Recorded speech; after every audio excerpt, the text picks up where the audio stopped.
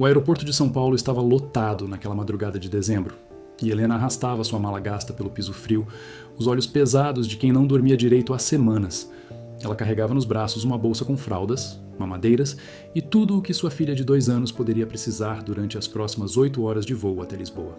A pequena Sofia dormia no carrinho, alheia ao caos ao redor, ao barulho das rodas nas esteiras, aos anúncios de embarque que cortavam o ar como facas. Helena olhou para o relógio. Ainda faltavam 3 horas. 3 horas para ficar ali, sentada num banco duro, tentando não pensar no que deixava para trás. Ela tinha 32 anos, mas sentia que carregava pelo menos 50. O rosto ainda jovem, bonito, de um jeito comum, estava marcado por olheiras fundas e uma espécie de cansaço que não vinha do corpo, mas de algum lugar mais profundo. Seus cabelos castanhos estavam presos num coque frouxo, prático, feito às pressas enquanto Sofia chorava no berço e ela tentava fechar a mala pela 3ª vez. Ninguém olhava para Helena. Ninguém nunca olhava. Ela era do tipo de mulher que passa despercebida em multidões, que segura portas para os outros e ninguém agradece, que pede licença em voz baixa e é ignorada. Ela se acostumara com isso. A invisibilidade, com o tempo, deixa de doer. Vira só um fato. Sentou-se num canto, perto de uma tomada, onde pudesse carregar o celular velho, e ficou observando as pessoas passarem. Executivos de terno falando alto no telefone, famílias com crianças agitadas e malas coloridas, casais jovens tirando fotos, rindo, planejando aventuras. Helena não planejava nada. Ela fugia. Fugia de um apartamento vazio demais depois que Marcos partiu. Fugia de um emprego que a humilhava todos os dias. Fugia da mãe que nunca a perdoou por ter engravidado sozinha, por ter escolhido ficar com a criança, por ter recusado o aborto que ela tanto insistira. Fugia de uma cidade inteira que parecia sussurrar seu fracasso em cada esquina. O voo para Lisboa era o começo de uma nova vida. Pelo menos era isso que ela repetia para si mesma.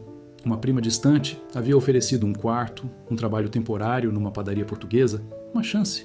Helena não sabia se era esperança ou desespero que a movia. Talvez fossem a mesma coisa.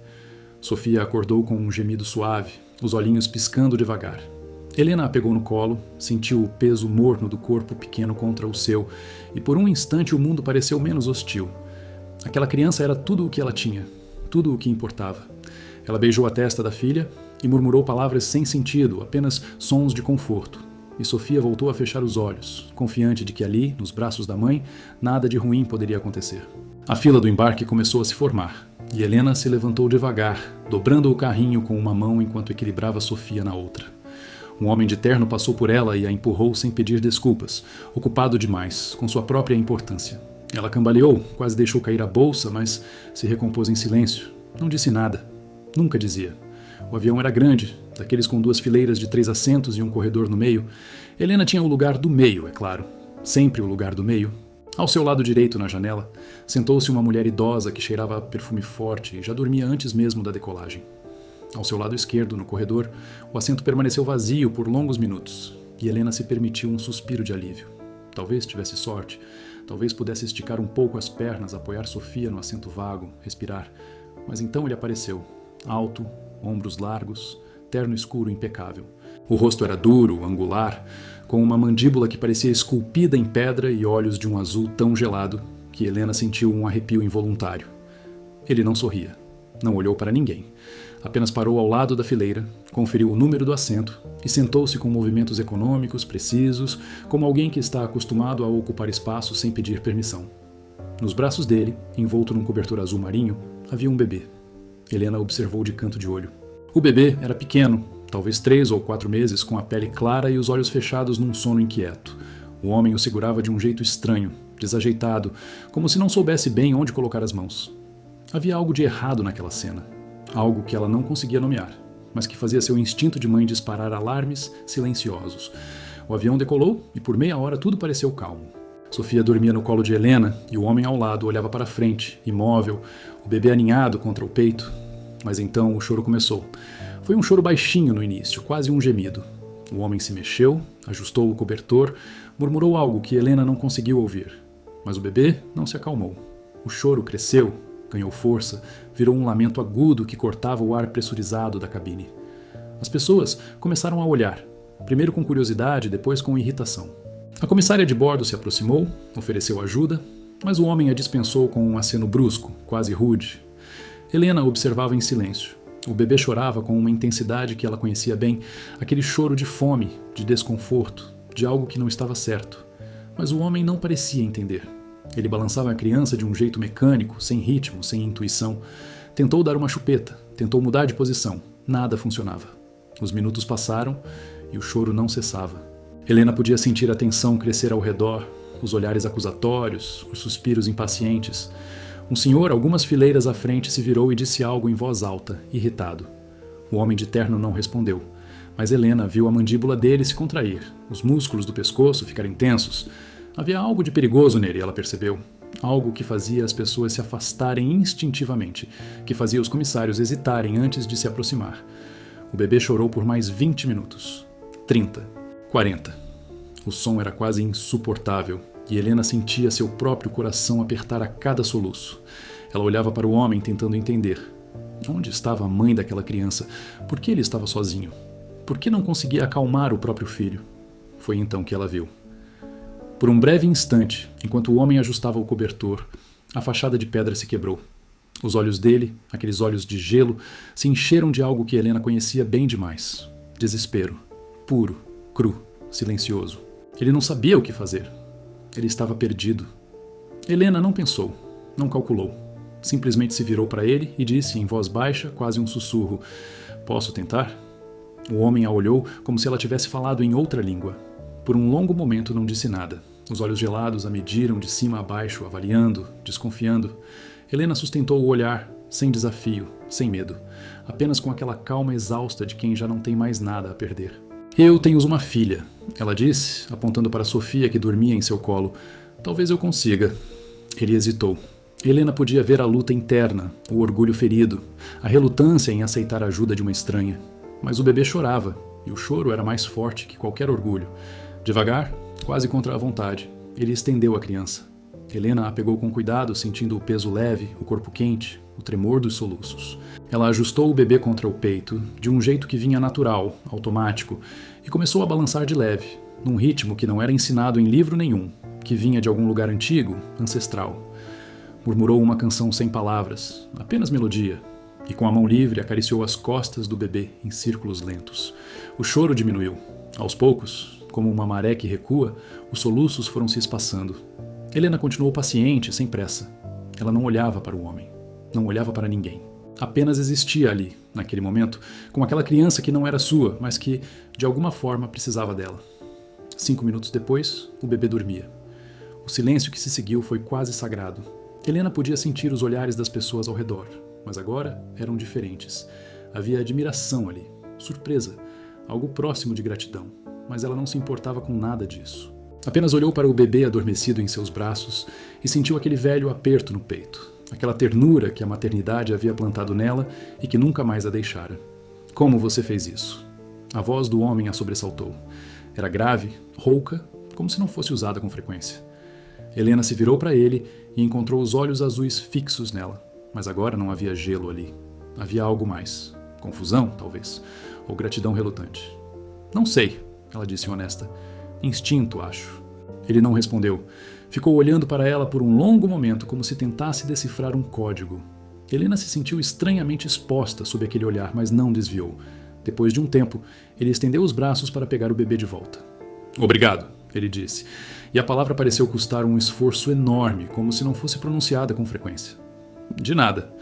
Ele acomodou o bebê no colo e o silêncio voltou a se instalar entre eles. Helena se virou para frente, ajeitou Sofia, que se remexia, e tentou fechar os olhos, mas o sono não veio.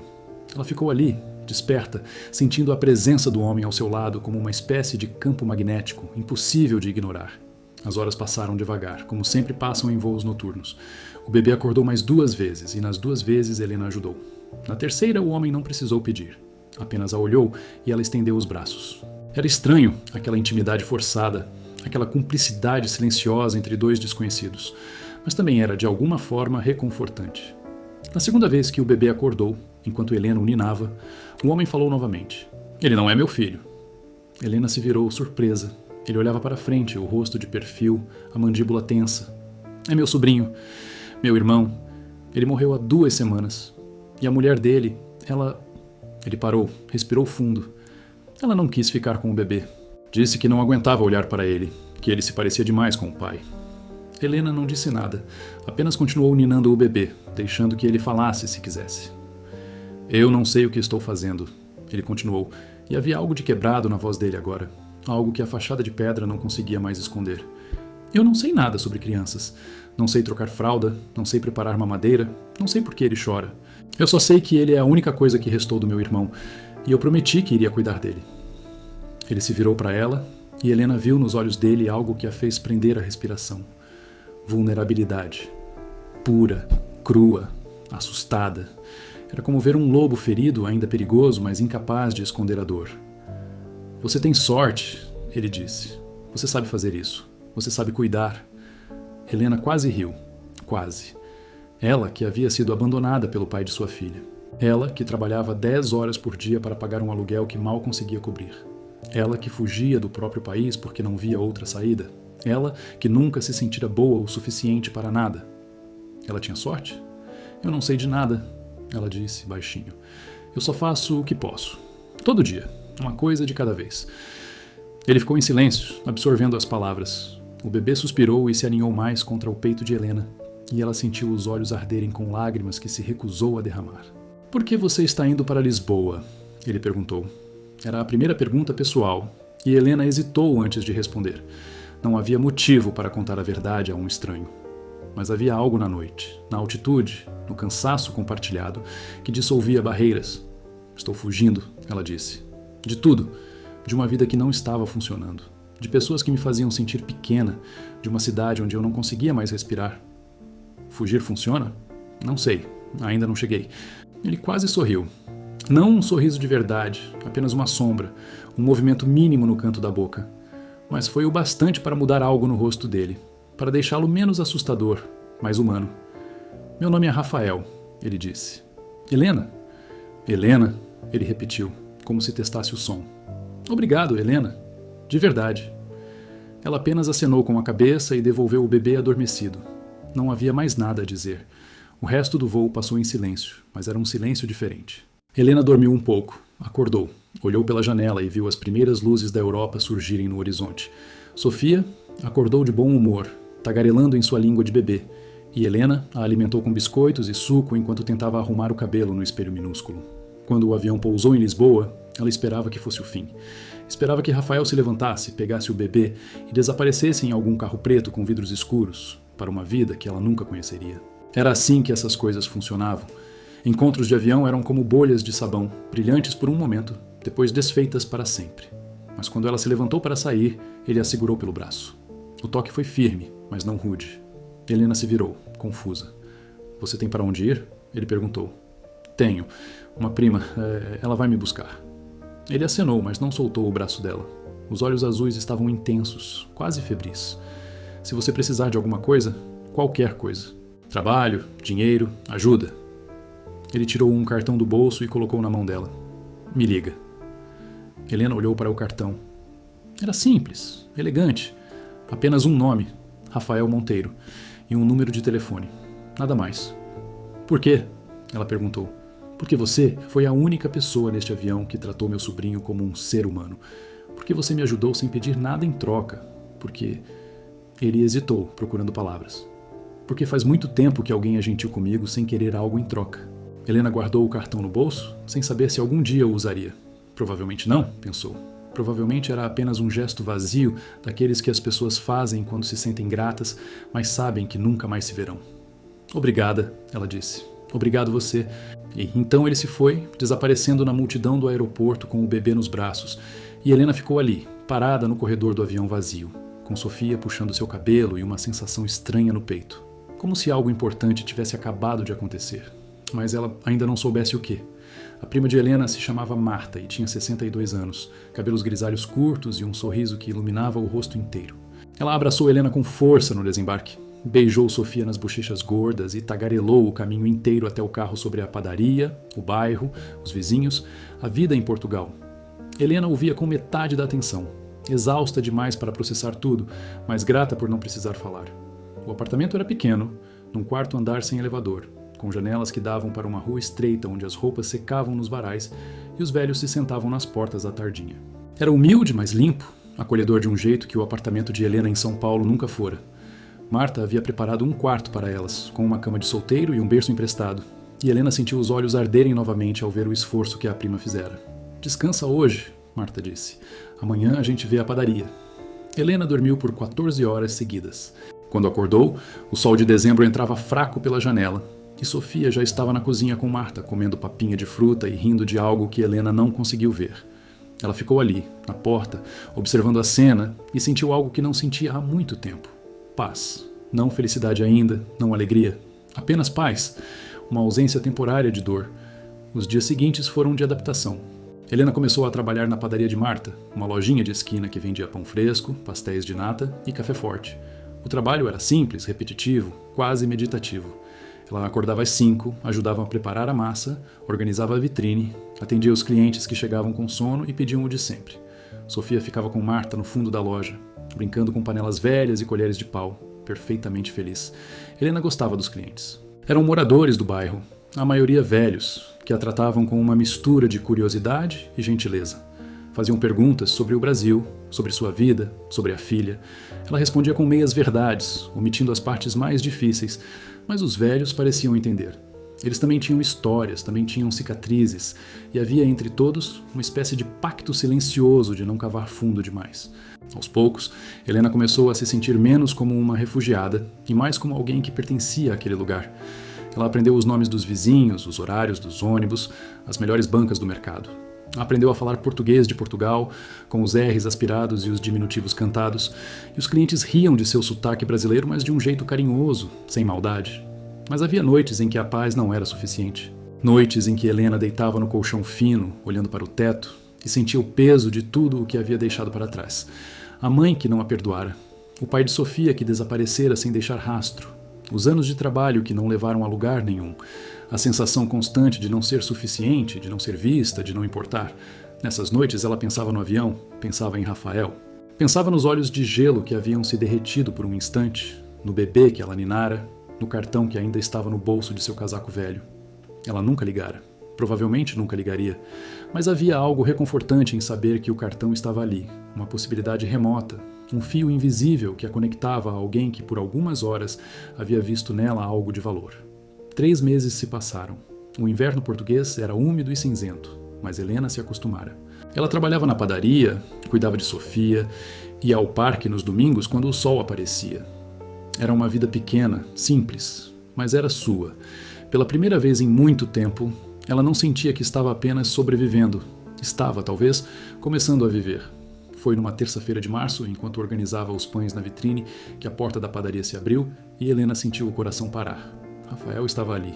Ele parecia diferente. O terno fora substituído por uma jaqueta de couro e jeans. O cabelo estava um pouco mais longo e havia olheiras fundas sob os olhos azuis. Nos braços, o bebê, maior agora, mais gordinho, com bochechas rosadas e um olhar curioso. Por um longo momento, nenhum dos dois disse nada. Helena ficou ali, paralisada, com um pão nas mãos, sem saber se aquilo era real ou algum tipo de alucinação causada pelo cansaço.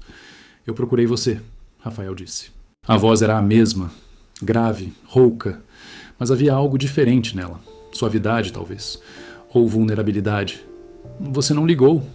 "Eu não achei que deveria", ela respondeu, a voz falhando. "Por quê?" Helena não tinha resposta.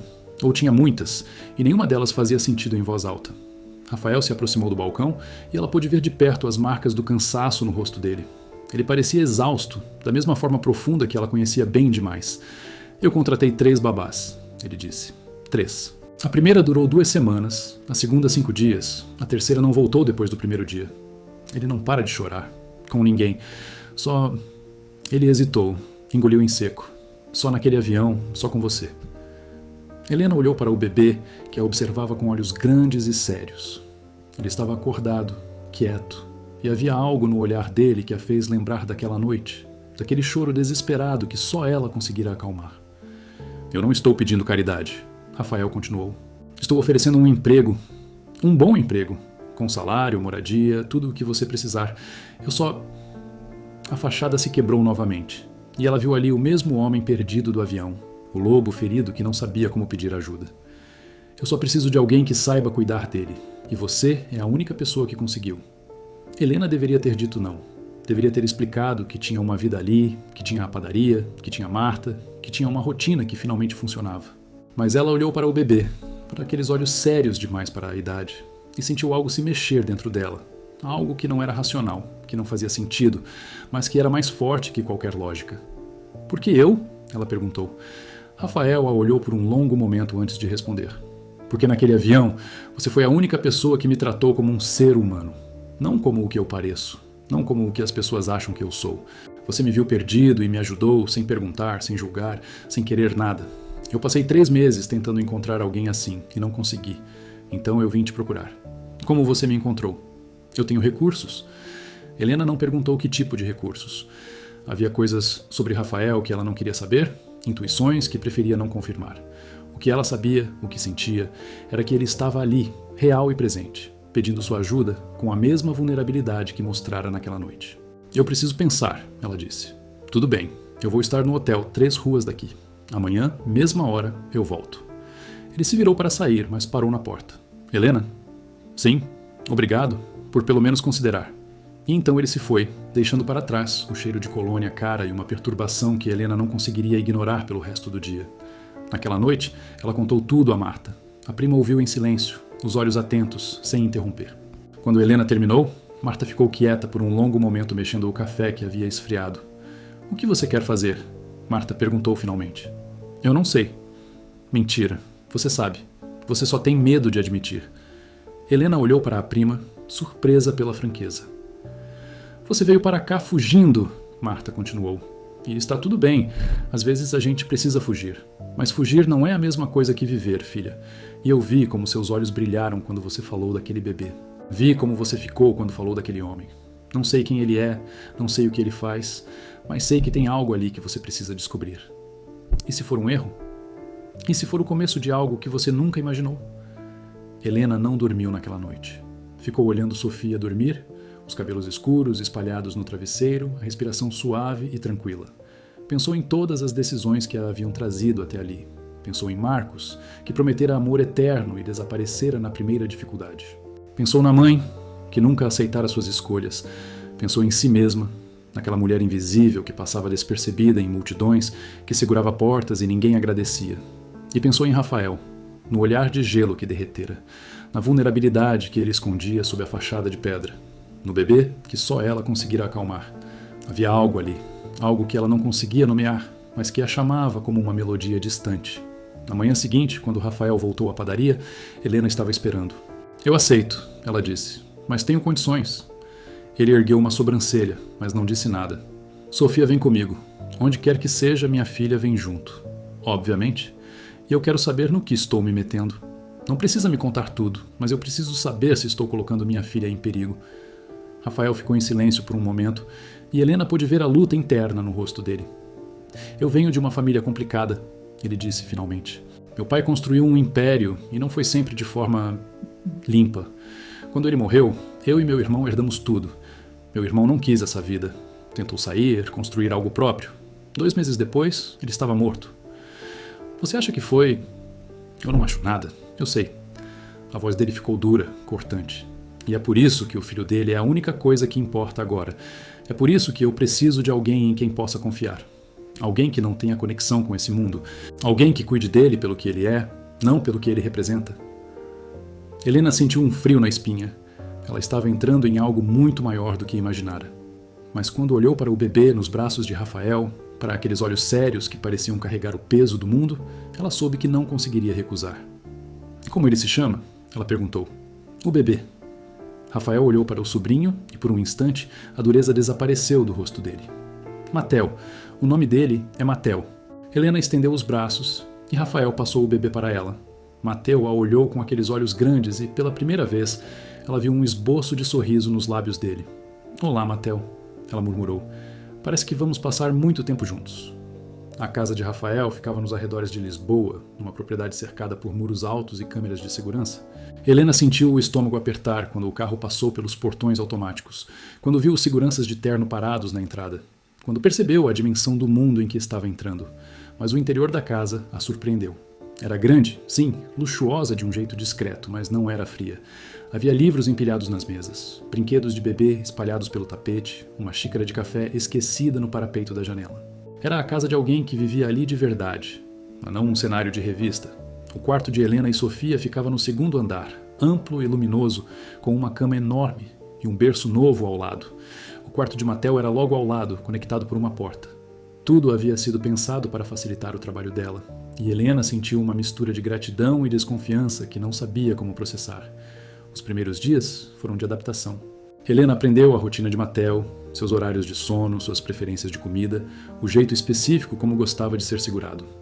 Sofia se adaptou com a facilidade das crianças, correndo pelos corredores enormes, brincando com os brinquedos novos que apareciam como mágica, completamente alheia à complexidade do mundo ao redor. Rafael estava sempre ocupado. Saía cedo, voltava tarde, passava horas trancado no escritório com homens de terno que Helena aprendera a evitar. Mas todas as noites, sem exceção, ele ia ao quarto de Mattel. Helena o observava pelo vão da porta, vendo como ele pegava o sobrinho no colo, como murmurava palavras que ela não conseguia ouvir, como ficava ali por longos minutos apenas olhando para o rosto adormecido do bebê. Havia algo naquelas cenas que a tocava de um jeito que ela não esperava. A ternura contida, o amor desajeitado, a devoção silenciosa. Rafael não era um monstro que seu mundo sugeria. Ou talvez fosse, mas era também algo mais, algo que ela não conseguia ignorar. As semanas passaram e Helena e Rafael desenvolveram uma espécie de rotina. Ela cuidava de Mattel durante o dia, ele assumia nas noites em que conseguia chegar cedo. Conversavam pouco, mas o silêncio entre eles foi se tornando cada vez menos estranho, cada vez mais confortável. Às vezes, quando Mattel chorava à noite e Helena corria para acalmá-lo, encontrava Rafael já ali, os olhos cansados, mas alertas, e os dois ficavam lado a lado até o bebê dormir novamente. Foi numa dessas noites que tudo mudou. Mattel havia tido um dia difícil, choroso e irritado, e Helena passara horas tentando acalmá-lo sem sucesso. Quando Rafael chegou e encontrou os dois na sala, ela estava à beira das lágrimas, exausta de um jeito que ia além do físico. "Me dá ele", Rafael disse, estendendo os braços. "Eu consigo", ela insistiu, a voz falhando. "Eu sei que você consegue, mas você não precisa conseguir sozinha." A frase a atingiu como um soco.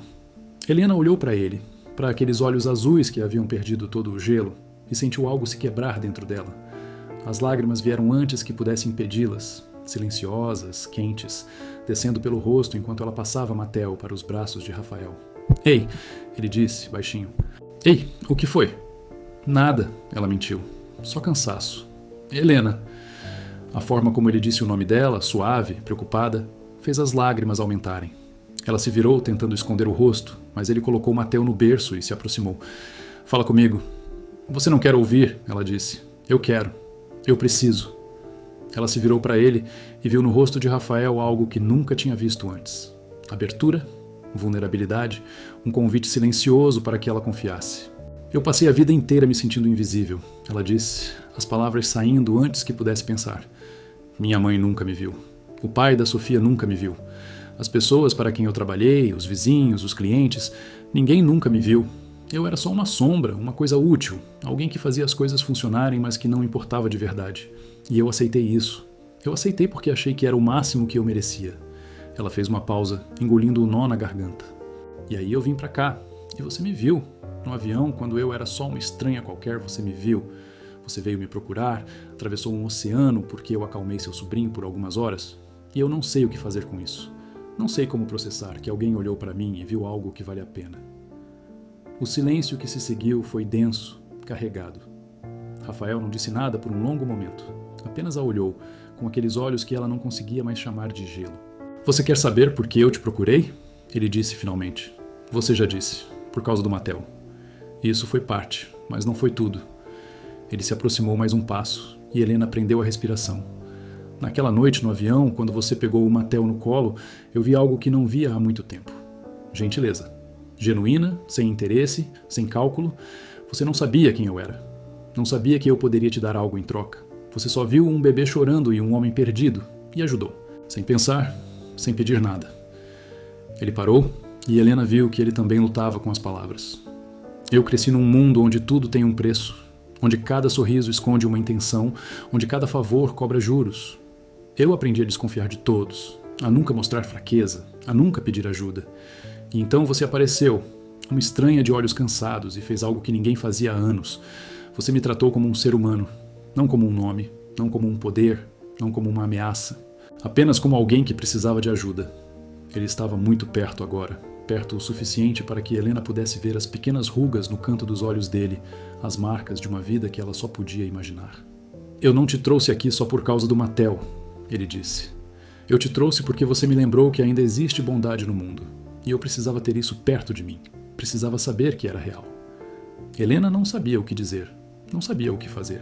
Anos de invisibilidade não a haviam preparado para ser vista assim, de forma tão completa, tão avassaladora. Eu não sou a pessoa que você pensa, ela murmurou. Eu sou só comum, sem nada de especial. Você é a pessoa mais especial que eu já conheci, Rafael disse.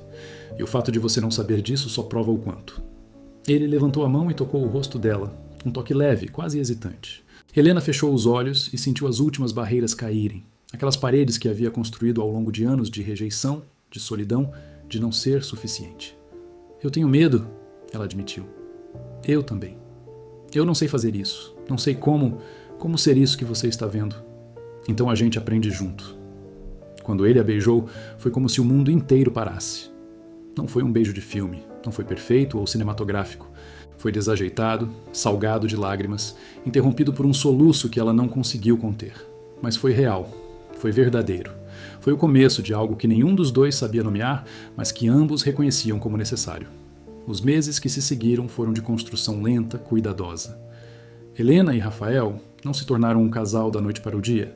Havia demasiada bagagem em ambos os lados, demasiados medos e cicatrizes que precisavam de tempo para curar.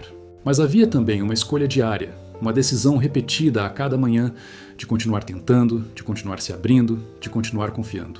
Mattel cresceu rápido, como bebês fazem.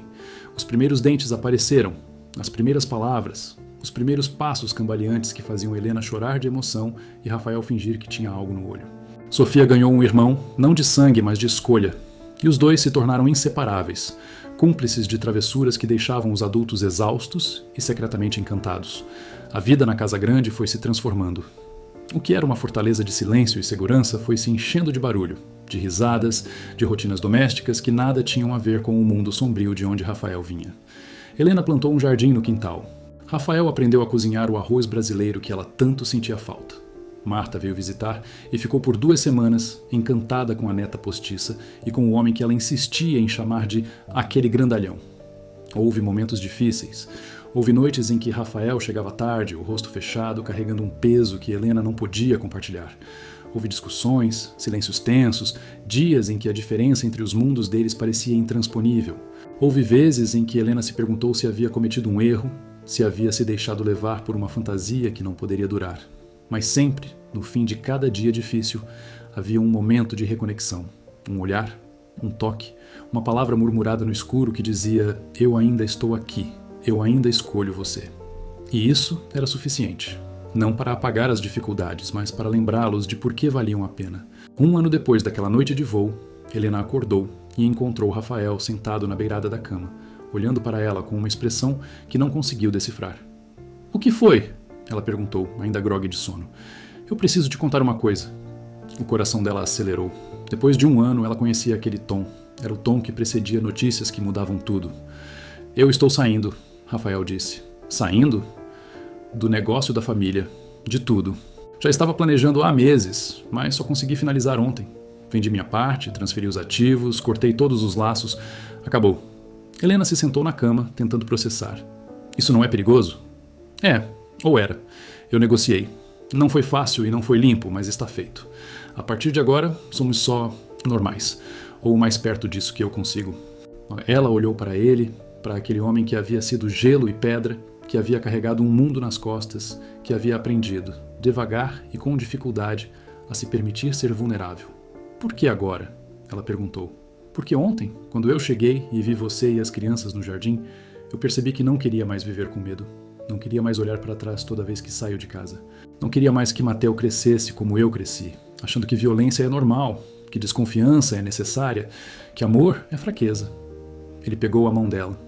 Você me mostrou outra coisa. Você me mostrou que é possível ser forte e gentil ao mesmo tempo. Que é possível proteger sem destruir. Que é possível amar sem ter medo. E eu quero isso.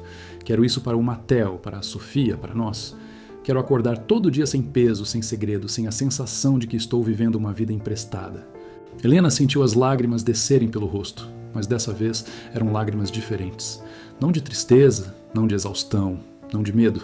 Eram lágrimas de algo que ela não sentia há muito tempo, algo que havia quase desistido de sentir: esperança. Eu te amo, ela disse, as palavras saindo pela primeira vez em voz alta, depois de meses sendo sentidas em silêncio. Eu também te amo, Rafael respondeu. Desde o avião, desde que você pegou o Matel no colo e fez algo que ninguém mais conseguia. Eu só não sabia como dizer. Ele a puxou para um abraço, e Helena se deixou envolver por aqueles braços que haviam sido construídos para a violência, mas haviam aprendido a ser ternura. O que a gente faz agora? Ela perguntou. Agora a gente vive, ele disse. De verdade, pela primeira vez. 5 anos depois, numa tarde de domingo, Helena estava sentada no jardim da casa nova, menor que a anterior, sem muros altos, sem câmeras, observando Sofia e Matel correrem atrás de um cachorro que haviam adotado no mês anterior. Rafael estava ao lado dela, descalço na grama, lendo um livro que ela sabia que ele não estava realmente prestando atenção. Mãe, olha! Sofia gritou, mostrando uma flor que havia colhido. Linda, meu amor! Helena respondeu. Tio, pega! Matel jogou uma bola que Rafael fingiu não conseguir pegar, fazendo o menino rir. Helena olhou para aquela cena, para aquela vida que jamais imaginara ter, e sentiu o peito se encher de algo que transbordava. Ela ainda era a mesma mulher que havia embarcado naquele voo anos atrás, fugindo de uma vida que não funcionava. Ainda tinha as mesmas mãos que haviam segurado portas sem receber agradecimentos. Ainda tinha os mesmos olhos cansados que haviam se acostumado a não serem vistos. Mas havia algo diferente agora. Uma certeza, uma âncora, uma verdade que havia aprendido devagar, através de noites difíceis e manhãs gentis, através de um bebê que só ela conseguia acalmar, e um homem que a havia enxergado quando mais ninguém o fazia. Ela era suficiente. Sempre havia sido. Só precisara de alguém que a lembrasse disso. No que você está pensando? Rafael perguntou, sem tirar os olhos do livro. Em como é estranho, ela disse. Que tudo isso começou porque um bebê não parava de chorar num avião. Rafael finalmente levantou o olhar e sorriu, aquele sorriso raro que ela havia aprendido a cultivar ao longo dos anos. Não foi isso que começou, ele disse. O que começou foi você ter a coragem de oferecer ajuda a um estranho. O que começou foi você olhar para além do óbvio e ver alguém que precisava. O Matel só foi o catalisador. O começo foi você. Helena sentiu os olhos arderem, como sempre acontecia quando ele dizia essas coisas. Ela ainda não estava completamente acostumada a ser vista assim, a ser valorizada assim. Talvez nunca estivesse, mas havia aprendido a aceitar, a receber, a permitir que o amor entrasse em vez de sempre se esforçar para merecê-lo. Eu te amo, ela disse, porque nunca se cansava de dizer. Eu também te amo, ele respondeu, porque nunca se cansava de ouvir. E ali, naquela tarde comum de domingo, numa casa comum, com uma família construída de estilhaços e escolhas, Helena finalmente entendeu algo que havia buscado a vida inteira. O amor não era grandioso, não era cinematográfico, não era o fogo das paixões de filme ou as declarações épicas de romance. O amor era isso. Era acordar todo dia e escolher a mesma pessoa. Era estar presente nos momentos pequenos, era ver e ser visto, com todas as falhas, todas as cicatrizes, todas as partes feias que preferíamos esconder. Era ter a coragem de estender os braços quando alguém chorava, mesmo sem saber se seria capaz de ajudar. Era acreditar, contra todas as evidências da vida, que vale a pena continuar tentando. Helena não era mais invisível. Não porque havia mudado, não porque havia se tornado alguém especial, mas porque havia encontrado pessoas que finalmente a viam. E isso, ela descobriu, fazia toda a diferença.